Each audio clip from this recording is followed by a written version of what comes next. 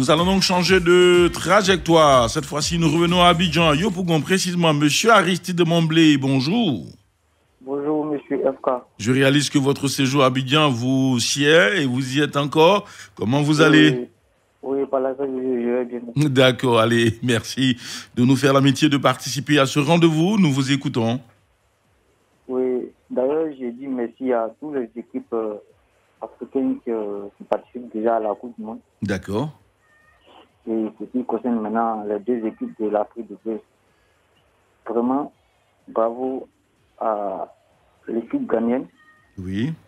C'est vrai, on a vu cette équipe qui a mal fait la CAN. Oui. Mais quand même qui s'est fait respecter. Parce que c'est pas évident.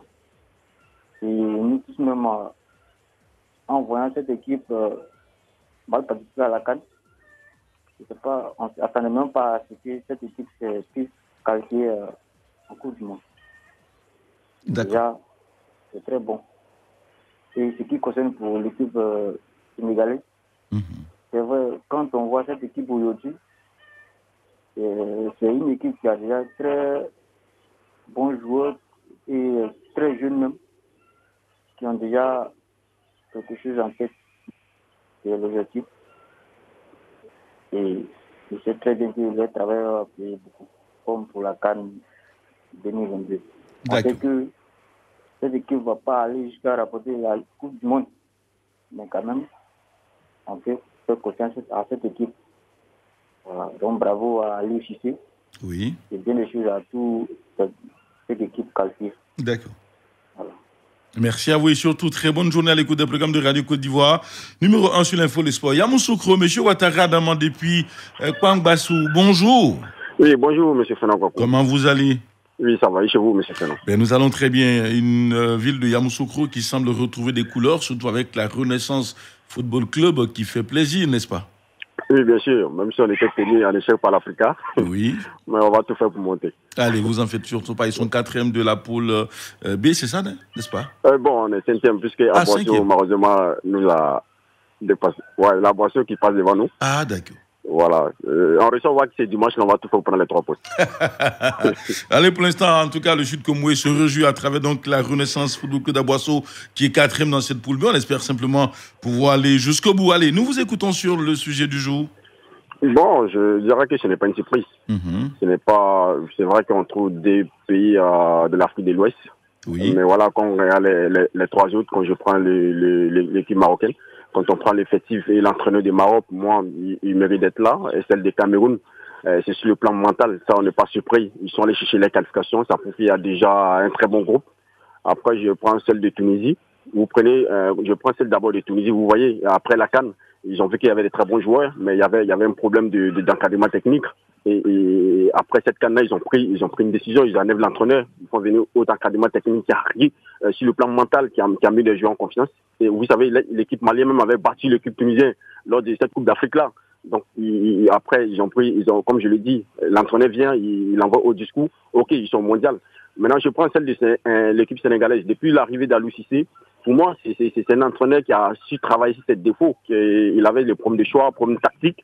Donc, il avait des joueurs, mais il a su progresser. Donc, aujourd'hui, ils étaient champions d'Afrique. C'est une continuité. Donc là, ce n'est pas une surprise. Je prends celle des Ghana. Pour moi, c'est là.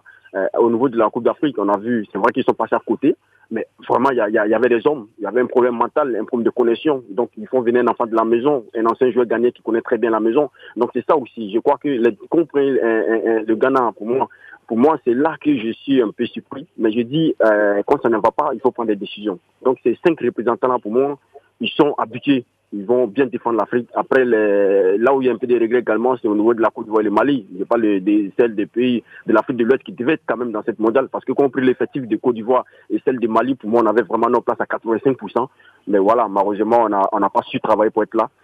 Félicitations aux 5 qui sont partis. Et puis voilà, c'est au nord de l'Afrique. Donc je crois que l'Afrique doit les soutenir pour qu'ils puissent mieux défendre l'Afrique pour moi. Donc il n'y a pas de surprise ici, ces 5 représentants africains-là. Ils ont travaillé pour être là. Ils ont pris des décisions qu'il le faut. Ils n'ont pas compté sur des noms. Ils ont appelé ceux qui sont en forme. Le résultat est là.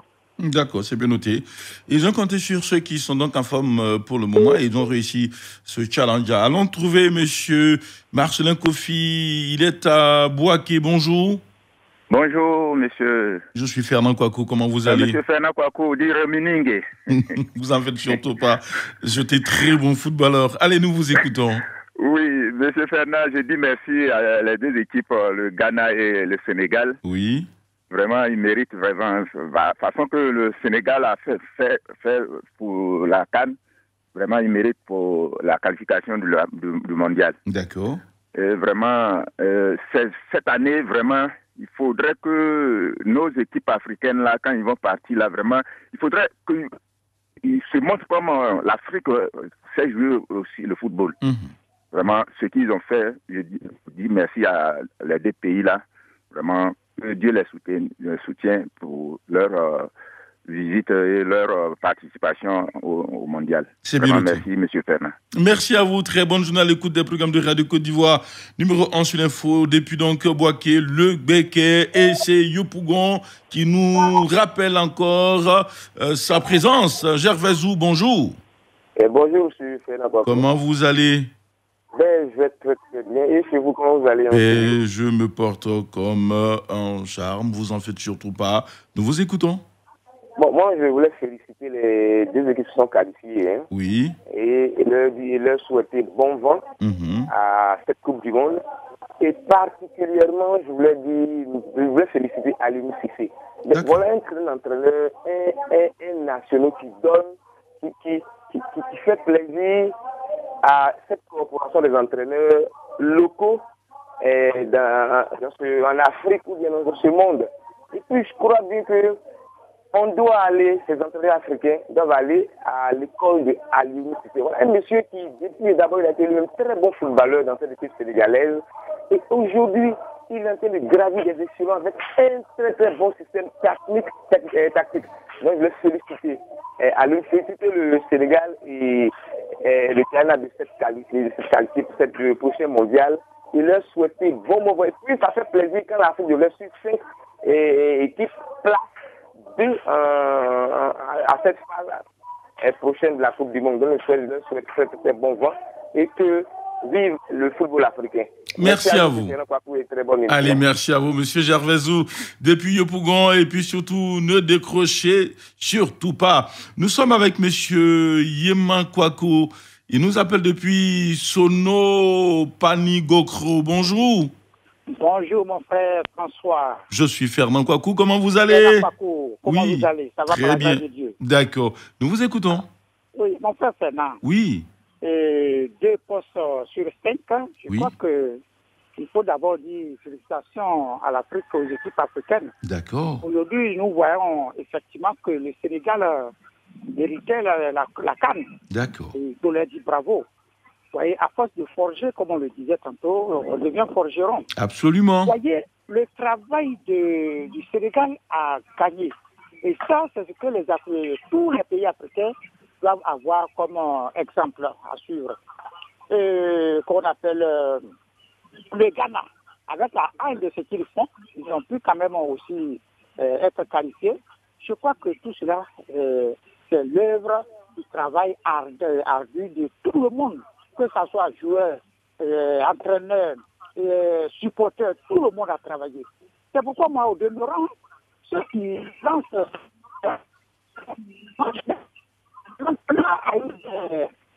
joueurs, ils sont tous sélectionnés, ils ont le mérite, ils le mettent sur le terrain. Alors, comme sur le terrain, on a cette valeur intrinsèque dans le joueur qui passe à l'équipe adverse. Et donc, il faut faire confiance aux joueurs.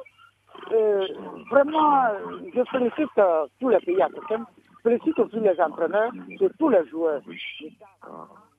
Doit tous ces exemples-là pour que aux échéances prochaines, on puisse aller loin. D'accord, merci à vous, monsieur Yéman Kouakou, qui nous appelait donc depuis l'intérieur du pays, Sono Panigokro. Allez, avant donc d'aller à nos consultants, on va donc faire un tour sur la toile et lire certains messages pour vous, mesdames, messieurs. Monsieur Martin Palais nous dit ceci.